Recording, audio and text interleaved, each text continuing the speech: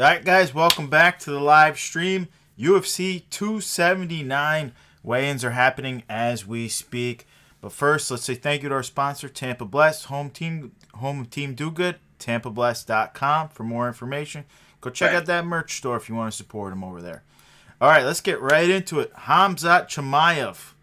Currently, it depends what site you're looking at. I'm pretty much looking at DraftKings, minus 1150 favorite. He's number 3 right now. He's 28 years old, and he is undefeated at 11-0. And we know his last fight, he was tested. Gilbert Burns and him had a great war. He came out victorious. More props to him. He's going up against, may we say, one of the fan favorites here, because there's a couple fan favorites on this card here. It's not just him, but Nate Diaz, plus 750 underdog here. 37 years old. He's 20-13. And I'm just going to say his recent record, he's got a lot of losses recently. But his last one was to the current champion, Leon, in a fight that he potentially could have won if he didn't goof off a little bit too much and not care. True gangster style, guys. Tom, I mean, listen, we know what the line says here. We know this is MMA. You're a big Diaz fan, so let's hear what you got to say about this one. Diaz bros, baby. And I like Khamzat too, man, but I don't like him as much as the Diaz bros. Anyways, Khamzat 28, 9 years the junior of 37-year-old Nate Diaz. Khamzat, he's going to come out quick and possibly can finish Nate round 1. I think that's the most dangerous round for Nate. This guy Khamzat's bigger, stronger, and younger. Nate is not small. You got to remember, Nate's not tiny, okay? But Nate is smaller than this guy. You know, Nate needs to survive round 1 onslaught and try not to get a bad cut at some point during this fight. If he can do that, you know, I'm rolling with Nate on the huge upset round 5 finish of Khamzat Chimaev on a Shock the World style. Similar, and I'm a huge McGregor. And he shocked the world against Conor that first time. But Nate almost shocked the world against the current champ who shocked the world against Usman. Right. All right, listen. And it was in that same round, that 5th round, he almost put out Leon. And then Leon did the same exact thing after pretty much losing 3 rounds in a row, 2, 3, 4 to Usman, and then put him out in the 5th. Yeah. No, for sure. I mean, Leon had round 1, but yeah, he was going to lose 4 rounds in a row there. That's why I said 2, 3, 4. Yeah, no question about it. Yeah, I'm not taking that prediction, though. I'm not going to sit here and discuss or debate or argue this one. Nate has a shot, but I think it's like a 1% shot. I don't know if he's doing head games, saying he didn't really train for this one the same way. He might be trying to get Khamzat not to train the same way, so he comes in there with a better shot. You just don't know. But I think Khamzat's the bigger dude, stronger dude, a lot younger. I just think he's a little more well-rounded as far as it goes. Yeah, I don't know what round Khamzat takes it in, but I think Khamzat's taking it. I think we might see a round 1 submission, kind of how we saw the Leach fight play out. He just gets him, bullies him. I don't think we're going to see a war like Burns. Burns is a bull himself, so I don't see that happening. Listen, I hope it turns out to be a slugfest. I hope Nate brings his A game. But 37, he's been kind of in a slump.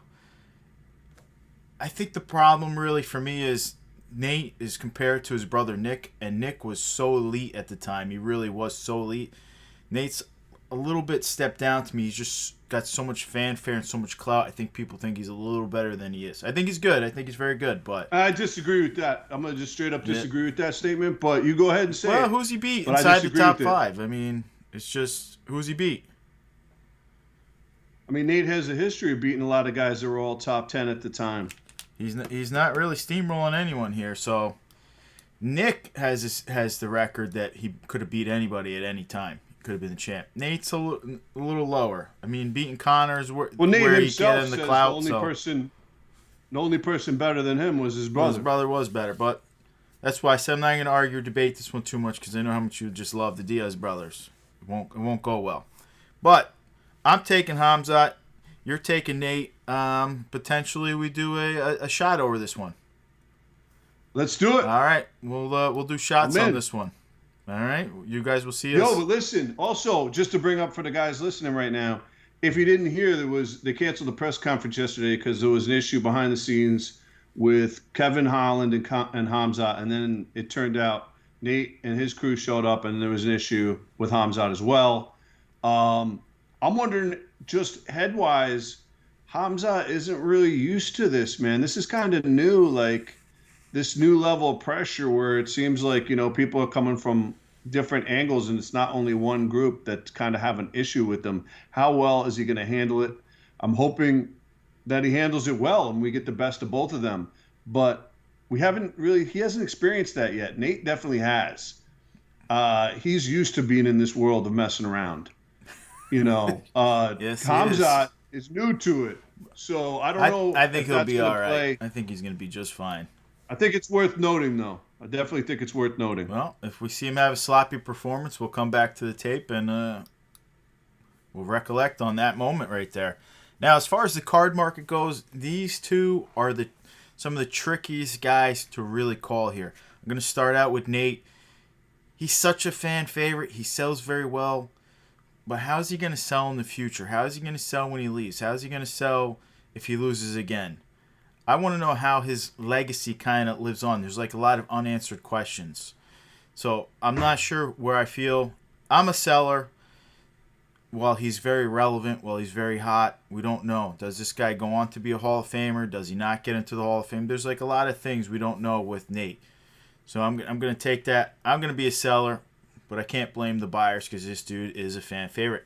Hamzat. Here's the only debate about Hamzat. He's one of the best-selling UFC guys there is today. I'd say it's basically Conor, Khabib, and Hamzat are the number one selling guys, the most expensive guys. Does this guy become a 2-division champ? Does this guy become a 3-division champ? He is massive. You see him training. Does he become 1-division Does he become 1-division? We don't know. But the whole point is he already sells for a lot. I'm a buyer, though. No question about it. His price is already high. I think he can go higher. I think you got to have some exposure to this guy because if he's as good as he's shown us so far, he's a problem. And I think he's definitely a problem for the current champion, more so than Usman, because his wrestling is just so good. So, listen, I got a buy and a sell. What do you think about if Kobe ever makes a return? How does he match up with Kobe? I think I'd love to see it, but I think Hamzat's bigger. I think Hamzat's stronger. He is a massive welterweight. When you see him with Jan Blachowicz, he's the same size as a lot of these big 205ers. It's kind of crazy. I know, but Kobe's no joke as long as Kobe he can come fights back at the healthy. perfect weight for Kobe. Kobe's elite. Kobe would have been the champ if Usman wasn't in his way. I like Kobe. I'm a fan of Kobe, no question, but he's not the same size. I don't think I think he'll have a very hard time. Out of the champs, I mean, we saw Usman with that one-touch power on Jorge Masvidal. But we've seen that one-touch power out of Hamzat over Gerald Meerschaert. One touch. And that's not even what he's known for. This guy's a wrestling stud. But to have one-touch power is pretty incredible. The guy has this well-rounded skill set. They say he trains like an absolute monster.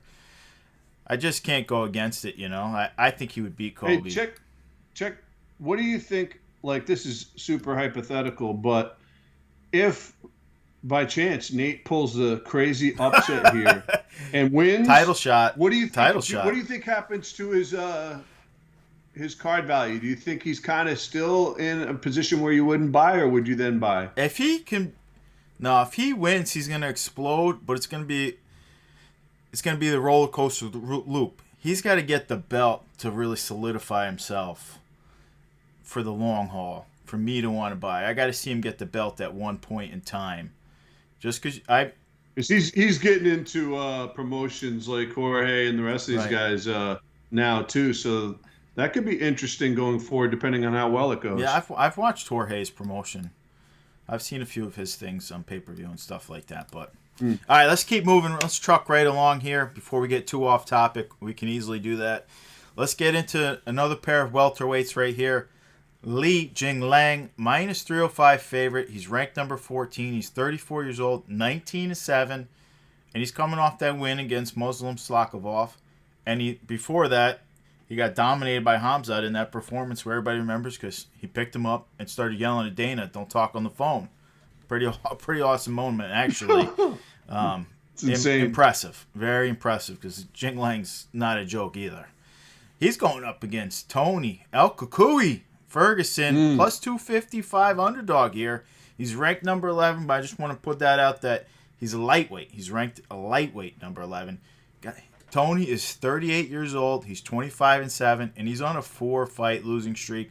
We all know the crazy head kick against Chandler, Beneil Dariush, the champ, Charles Oliveira, and Gaethje, always in the top 5.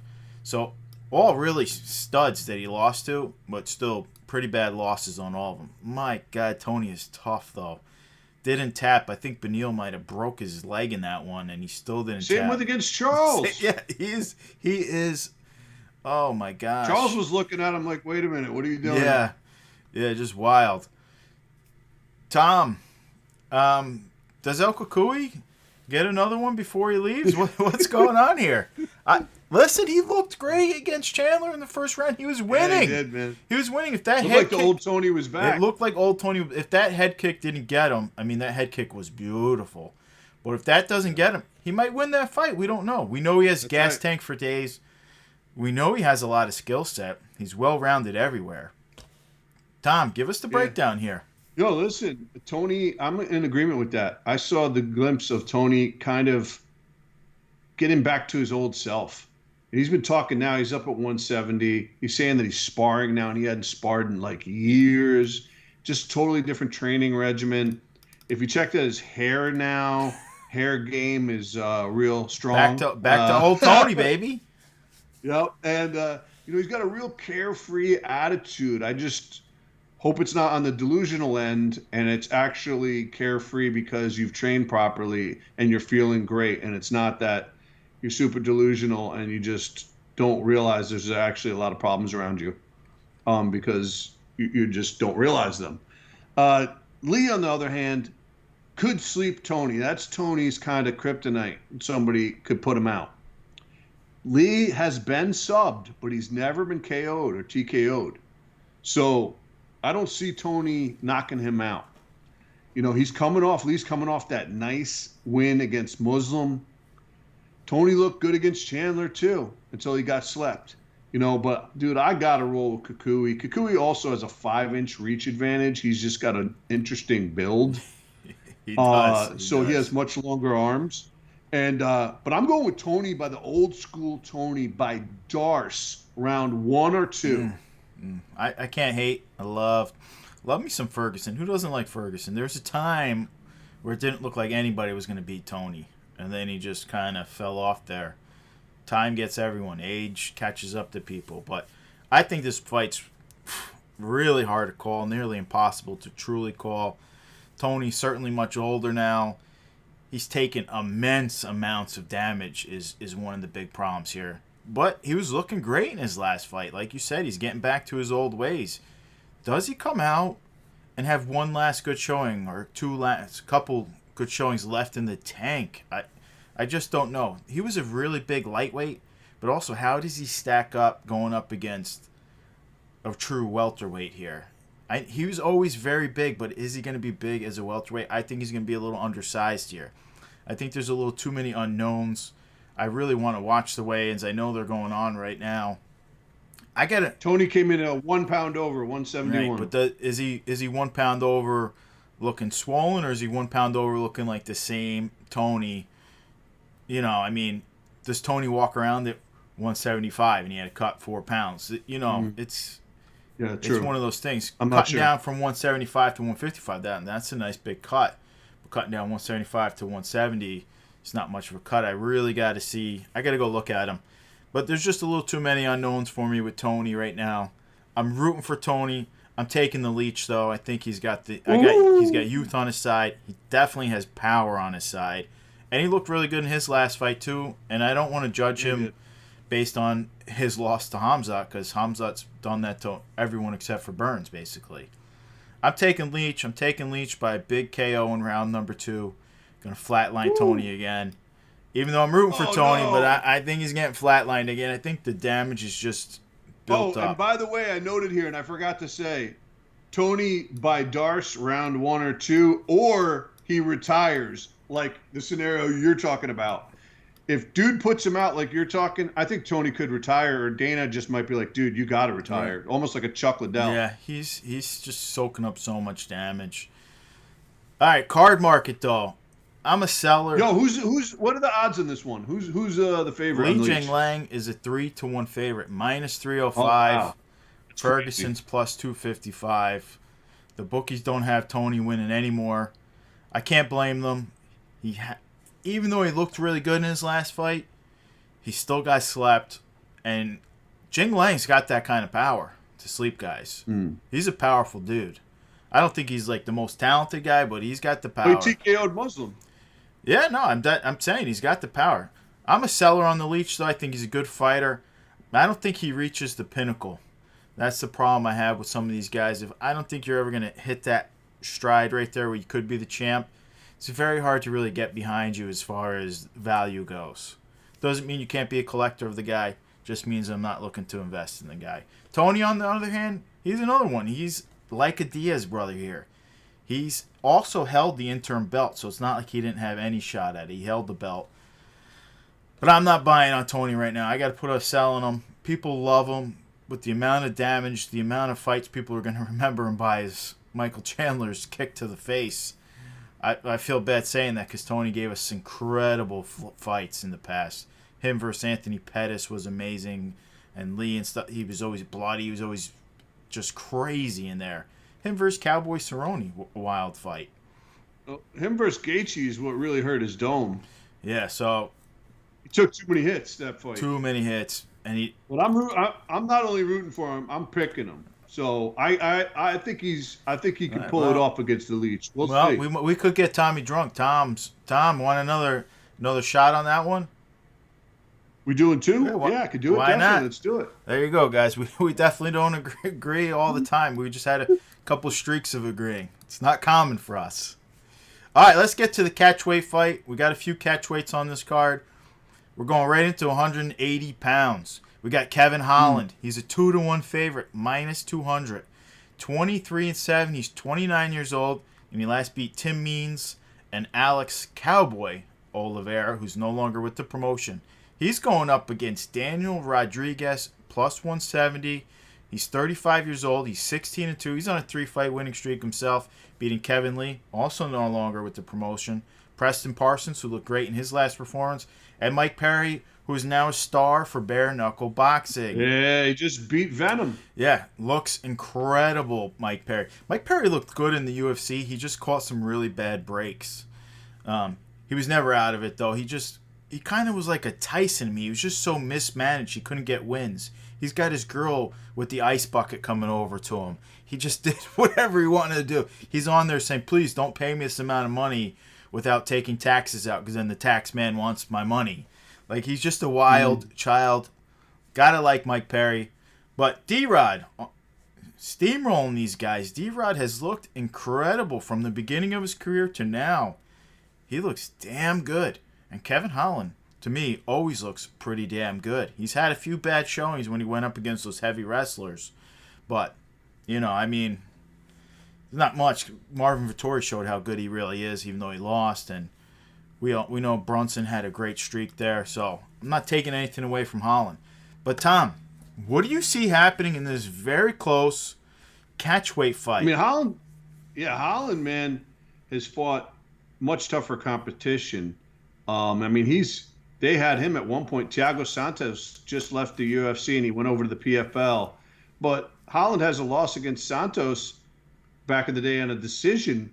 But Holland was fighting up, and Santos I think was at 185. It might have been at 185. Oh yeah. But they definitely didn't go. Like, Holland hasn't taken the easy route, that's for sure. He goes at the best he's been going at. Kamzat, like, I hope he hasn't taken his eye off D-Rod, because he talks crazy. He said he could beat D-Rod with one hand. I don't know about that. But Kevin has been subbed, but he's never been finished by strikes. You know, he's faced tougher competition. On the other hand, D-Rod he's never been finished either.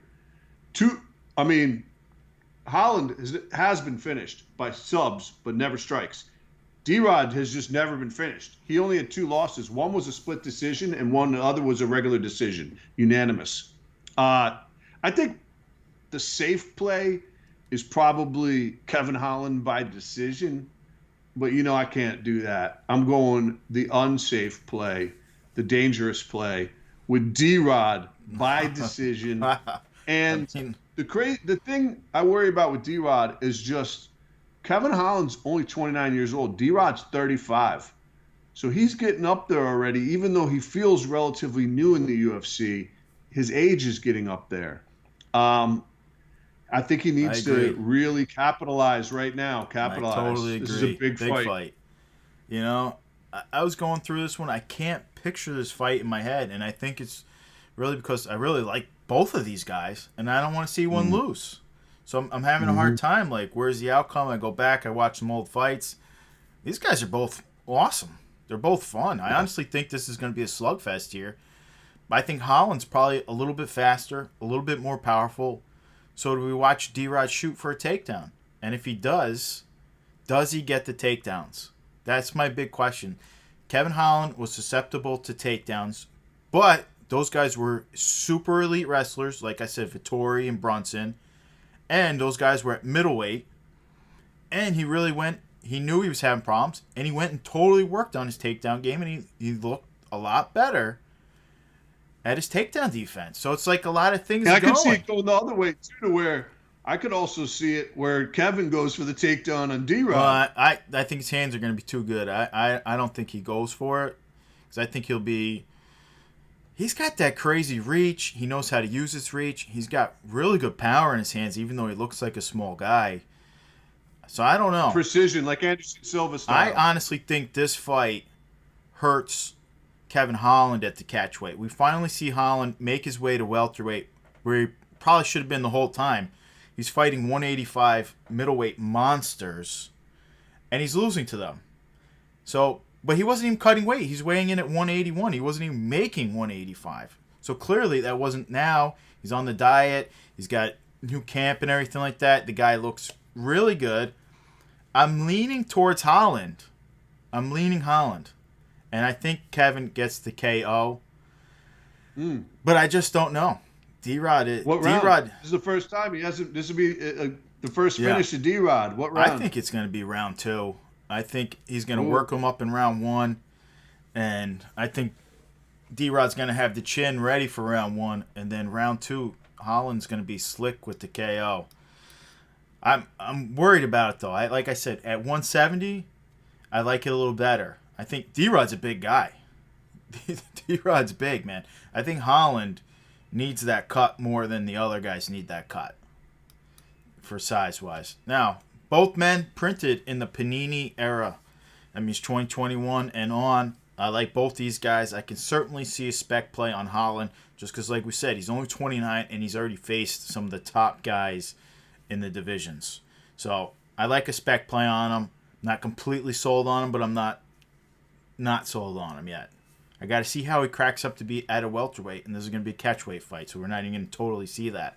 D-Rod I really like. I just can't behind his cards strictly due to his age, as you mentioned before.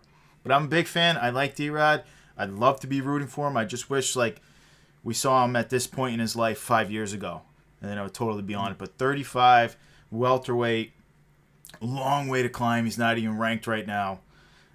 In a very stacked division now that Usman got knocked off top with Shavkat undefeated and Hamzat undefeated and Gilbert Burns, even though he's older, still bulling around in the top, and you got Sean Brady still undefeated welterweight. There's just so much competition right in there that I can't do it. Bilal is lurking. Well, yeah, there's so many guys at the welterweight right now that you're not even thinking about because they're quiet or in the background, but they're up there. So I just can't get behind buying on D-Rod, even though I want to. I just can't. Financially, it doesn't make sense. I can't see him getting to that title shot at 35 years old unless he goes out there and just sleeps everybody. But I don't see that happening. All right, let me not ramble on about how much I like D-Rod and Holland all in one. Let's move on to some women. All right, we got a bantamweight fight. We don't always get these for the women. We got Irene Aldana, minus 180 favorite here. She's ranked number 4. She's 34 years old, 13-6 record, and her last fight was that win over Yana Kunitskaya. Good showing for Irene in that fight, no lie. Then we got Macy Chiasson, plus 155 underdog. She's ranked number 10. She's 8-2, 31 years old, and she came off that last victory over Norma Dumont, which I don't want to take anything away. Macy did her job to get the win. Norma gave her that win. Norma did not show up the first 2 rounds and then put it on her in the third where she could have finished. Very disappointing for me because I feel like Norma could be one of those girls who does get up there and challenges. I think Norma's on the early prelims. She is. Norma is a big girl. Norma is a strong girl. She gave Macy that fight, even though I don't want to take that away from Macy winning that fight because that's not fair to her. But, Tom, women's MMA, anything can happen. What do you got? Look, 34-year-old Aldana, 31 Macy. Macy's 3 years younger. And that's a pretty significant 3 years between 31 and 34. Macy also has a 3.5-inch reach advantage. Macy getting better. You could see it. Aldana very tough too. But Aldana hasn't fought in over a year. Macy's been staying busy. I don't know if that's going to make a difference or not. But I got to roll with the Mexican Aldana here by decision. Right. So I just want to post. We got some guys commenting. They're telling me they think Hamzat is now canceled. The main event may be canceled. He's having a hard time making weight, I guess. That's so he got too distracted. Couldn't make weight. Maybe he had to go drink some water after getting in a fight backstage. Don't know if he's going to make weight. Don't know if the fight's off. I could have sworn he has till 4 o'clock to make weight, so we'll see. We don't know. Maybe he got hurt. I'm not sure. Is that 4 o'clock Vegas? Yeah, it's got to be Vegas. So that'd be 6 p.m. here. Yeah, so he's still got some time, but I don't know. I haven't checked myself personally. But I was just telling you that, man. I hope homie had his head right. Well, we'll see. We'll see if it's off or on, but that's what I'm getting from the chat telling me looks like it's off. I'll be stunned if it's off. That's insane. I mean, I don't know how they're going to charge for pay-per-view if it's no Diaz, no Hamzat. Dude, Diaz is the biggest pull in the card. End of story. Hamzat has pull, but nothing like Diaz. That card without, and those are the 2 biggest pulls, and they're on the top. If that's not there, right. Those are the biggest pulls. So you gotta make it a fight night. Well, it could be, or we could just move El Kukui up to fight Nate Diaz. Just cut it. Just send Lee packing. Lee gets packing, and El Kukui comes up. People love El Kukui, and who doesn't want to see him versus Diaz? That's like him versus Diaz would be amazing. That's like, let's just get 20 rounds and see the attrition. Let's go. Those guys could just go all night. It would be amazing. Yeah, so we'll see. We covered it, but let me get into Aldana before we go off topic too much. But thanks for the guys for chiming in on. Man, I hope that doesn't happen, man. I feel bad for Kamzat if that does happen. But I just think really Irene Aldana and everybody actually. Yeah, well, of course, Irene Aldana has cleaner boxing. I don't think really Macy's going to try to get this to the ground. Her ground game doesn't look great. Aldana has decent takedown defense. She likes to stand. Aldana's going to stand. I think Irene just works her for 3 rounds here. I think she probably gets to finish late in the 3rd round. Macy showed she doesn't love making weight. I don't know if she made weight. I don't think she was one. I thought she did. So she doesn't. No. Neither one of them. Right. When I checked, so Macy is not in love with making 135. And her gas tank is kind of suspect to me going into those late rounds. I like I said, I talked about it. Norma Dumont put it on her in the 3rd round. Norma's a bigger girl, and she put it on her. Her gas tank looked good. Macy, I'm not sold on her. She looks like she could be a problem, but she looks like she's missing a few things. I can't describe it sometimes. You guys know what I mean. But I got Aldana. I got Aldana by the KO. I see a lot of finishes going on in this card this week. Let's go. Aldana wants to move back up. She wants a challenge for the belt. What round do you think? Third round. Nice. Definitely after she tires her out. Wear her out. I'm not going to spend any time on the card market on these girls. I got to sell on both of them. They both got a lot of proving to do. Macy, listen, she's 8-2. I mean, it's a good record, but she doesn't look great out there. Do either of these girls, as they sit right now, look like they're going to beat Amanda Nunes if Amanda Nunes shows up? No. No, they do not. Do I hope they do? Absolutely. Of course. You love to see the controversy. You love to see new faces as a champ. But as it sits right now, I don't see either of these girls even trying to challenge Amanda Nunes if Amanda came in shape. I mean, we've seen Amanda versus Pena when she wasn't in shape. She went 1 round, but we just saw her go 5 rounds, and she looked incredible. So, you're not beating that Amanda. That's all I'm saying. They don't look like they're beating that Amanda. I'd still like to see her fight Pena again, man, because Pena is definitely no joke, man. Well, they both probably got to heal up. So both of them healing up. Now let's get on to what could be fight of the night here. We're going over the featherweights here. Hakeem Dawodu, -225 favorite, 13-2 with 1 draw. He's 31 years old, and he's coming off that win against Trezano. And before that, he lost to Mozar Ivalov. And I just want to say, if you go and watch that fight, he came to life in that 3rd round. He put it on Mozart. If he had another round or a little more time, he probably gets the victory over the undefeated Mozart. It was very close. Go ahead and watch that 3rd round, and you'll see what I'm talking about. He didn't look good in the first 2. He came to life. He looked great. He put it on him. He got the timing down. He got the footwork down.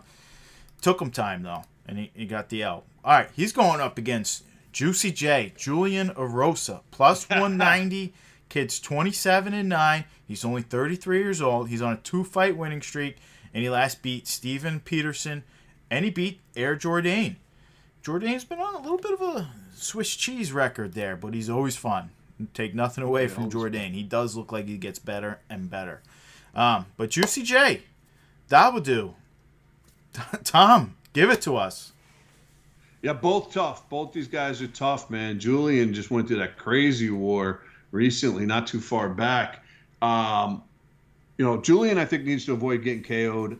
Hakeem needs to avoid the sub. Julian now is a lot taller stature. He's 6 inches taller. Right. So he's going to look quite a bit bigger. So that could come into play. They can kind of wrap you up a little bit more when they have the long arms and legs. Tough call here, but I got to go with Hakeem by decision. But I could see him getting caught in a sub too, man, by Julian. But I'm going to rule Hakeem by decision. All right. Yeah, this fight looks really, really close on paper. I don't see a lot of big advantages on either side for either fighter. Both men fun. Both men are very capable guys. I think I'm leaning with the favorite here myself. I think he may be the best Canadian fighter at the moment right now in the UFC. Take nothing away from Charles Jourdain, but Dawodu, he's solid, man. I mean, he really looked good. He really has looked good in his last fights. Juicy J looks good too. This is a super tough fight, super tough call. I think Dawodu and him go the distance. I agree with you. I think we see a squeaky decision here. As long as Dawodu doesn't get caught on the ground, Rosa has sneaky BJJ because he's got those long limbs, triangles and things like that. As long as he doesn't throw something up and catch him, which Dawodu doesn't seem to get caught. Like I said, Mozart and all these guys aren't catching him. I think he'll be all right. I think he squeaks it out. A little more power in his shot, a little crisper, good footwork. Now, as far as card markets go, Julian not printed. Hakeem has a strong following. Put a Hakeem card on, a nice rookie card, it's going to sell. He just doesn't sell for super high prices. He's at the age, though, where he needs to get hot right now, or, he's going to start to fall again. I'm a seller. I'm not sold on Dawodu, though. Let's see if he can get hot in the future, though, and climb those rankings. I just feel like the UFC has really scouted such high-end talent. It's very hard for some of these guys to break into that top 5 anymore in a lot of these divisions. It's just not easy. Too many guys. And, look at the champ up there, man. Volkanovski's just putting himself at such distance between everyone else in the featherweight division. It's crazy, actually, how good he looks. And how little respect he really gets in the market. Just throwing that out there. All right, let's move on to the last fight we're covering. I'm excited to see this guy back in there. I'm just worried. It's a catch weight of 220 pounds. Can he go down to 205 consistently? Because he keeps not wanting to fight at 205. Jailton Almeida, minus 660 favorite. He's ranked number 14, so he's climbing up there. He's 31 years old. He's 16-2. He's on an 11-fight winning streak. And we all know he just beat Parker Porter in his last fight. I was with Tom. There was a few seconds to the bell. I was really excited to see if he had anything left in the second round. He was picking up and tossing around Parker Porter, who cuts down to 265 heavyweight. That dude is a big dude. That dude is... He's sneaky good. Listen, is Parker Porter going to be the champ? Probably never. But is he very good, very talented? Yes. Now, Almeida, just...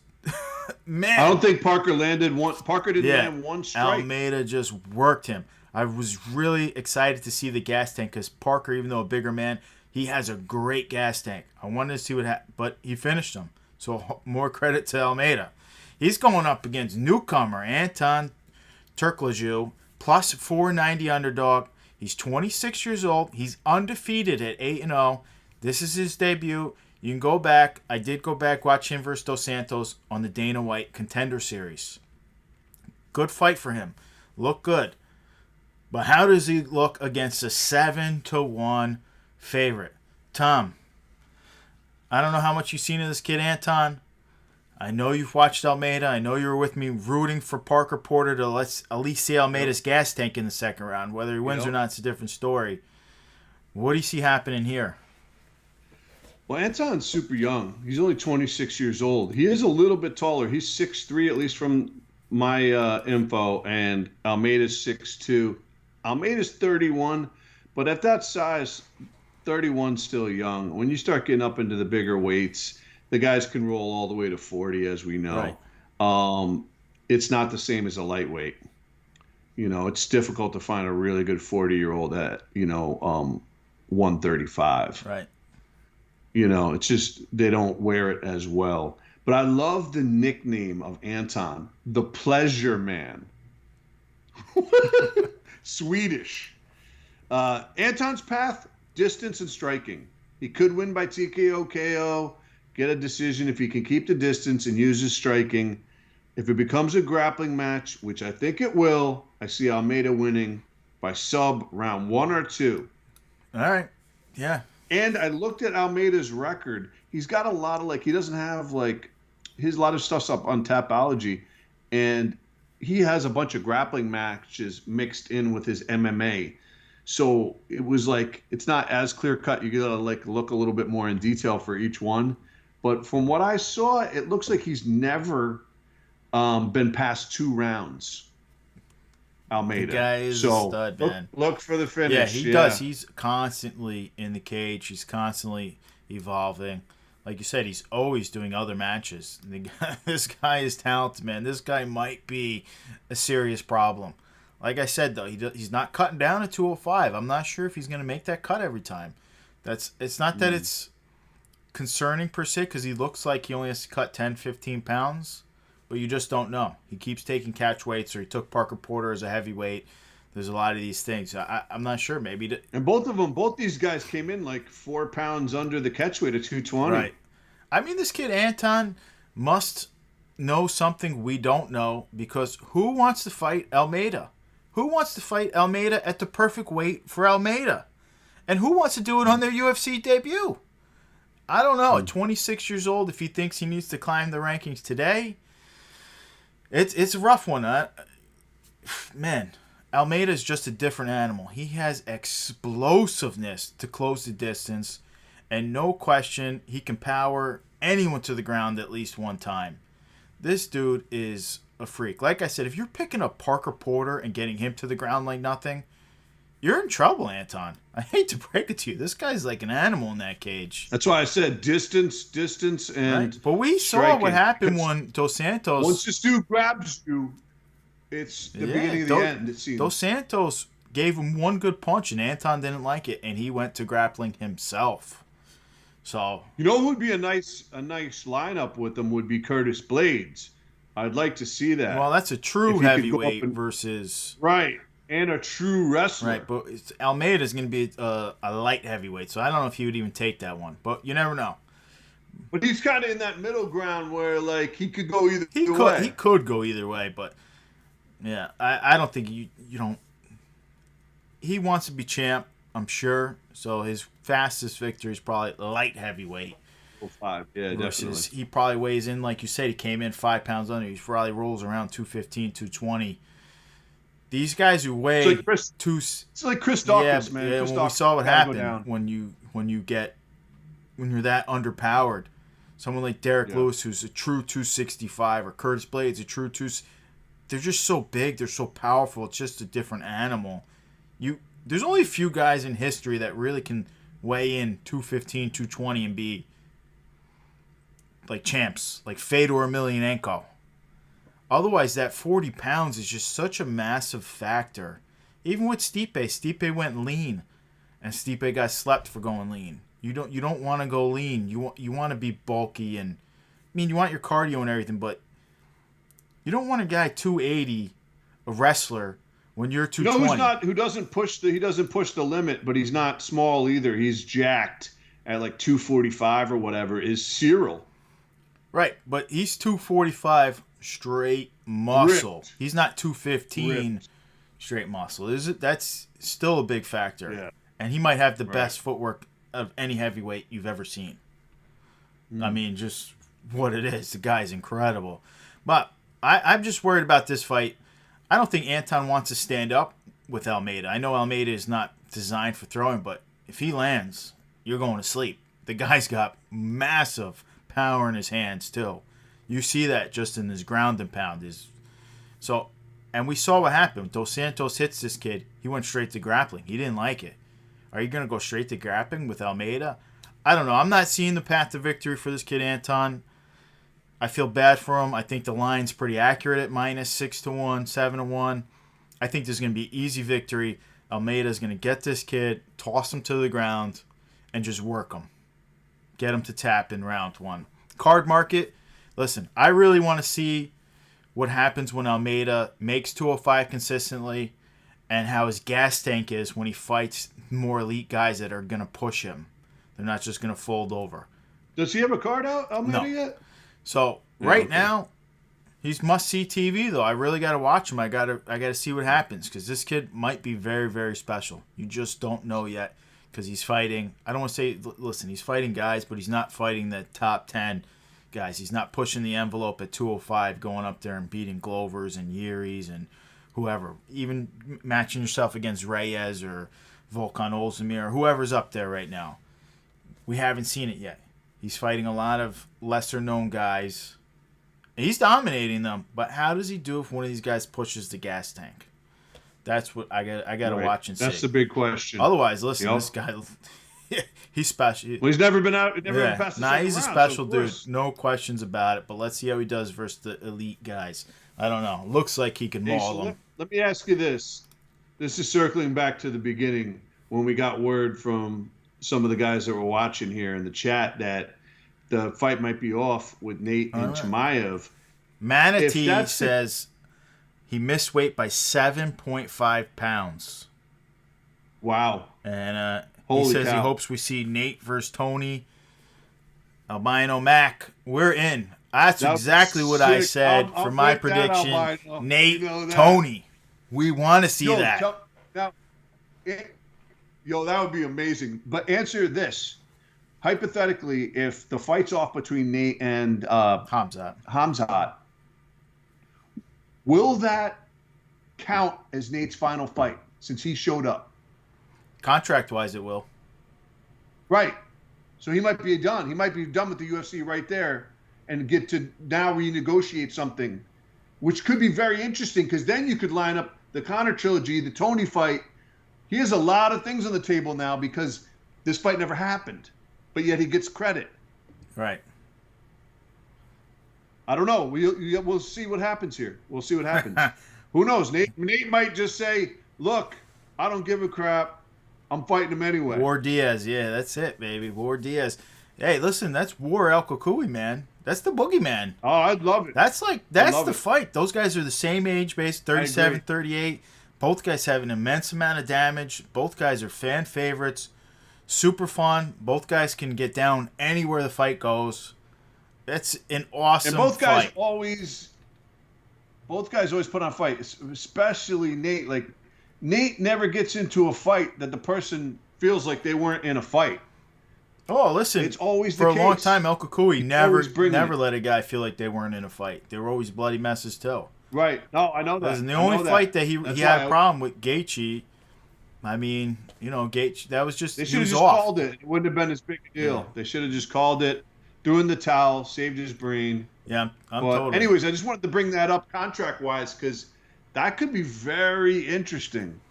Right. And it leaves a lot Listen. of room for potential renegotiations or whatever.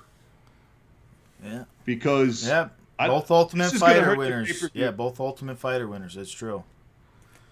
I'll tell you right now, if the fight's off, I'm not buying the pay-per-view. I was going to buy it because just to support Nate's numbers. But I'm not going to buy it. I'd rather try to find it. I'd rather try to view it elsewhere. But I was going to personally buy it. I like to buy the ones personally of the people that I really want to support their numbers.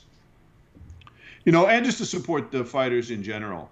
But I used to buy every single pay-per-view, and now I'm a little bit more picky. Right. I'd rather try to watch it somewhere else than buy it personally at my own place. Yeah, no worries to that. But I mean, let's see what happens. That's gonna affect win my cards though. We'll see. I gotta see who's the top guy. Try to get those guys in there. I got a little bit of time. 7-point-some pounds. That's crazy, man. It's almost like he gave up and he just give me some fluids. I'm hurting. Yeah. Well, we'll see. You guys know. I'm coming with some heat this week. But now Hamzat's off. Let's see what we can find in the house here. All right, guys, that's it for the live show today. I appreciate everyone for joining. I know for whoever's still watching, win my cards. I'm gonna try to bring some heat for this week.